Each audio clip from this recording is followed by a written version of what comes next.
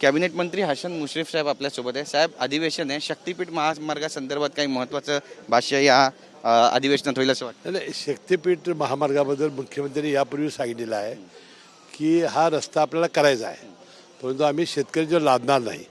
आणि त्यामुळे मला वाटते की ज्यावेळेला हा रस्ता फायनल होईल त्यावेळेला लोकप्रतिनिधी शेतकऱ्यांना विश्वासात घेऊ अशी त्यांनी भूमिका मांडलेली आहे आणि मला वाटते त्याप्रमाणे ते करतील. कालच्या पत्रकार परिषदेत अजित पवार नव्हते, त्यामुळे आज अजितदादा आलेले आहेत का? आणि राष्ट्रवादीचे सगळे नेते आज उपस्थित राहतील?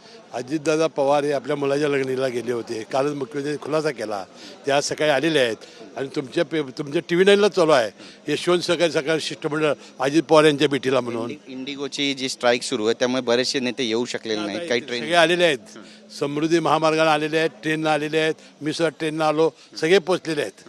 नक्की. धन्यवाद आमच्याशी बातचीत केल्याबद्दल. कॅमेरा पर्सन खंडूराजचं गिरीश गायकवाड, TV 9 मराठी, मुंबई.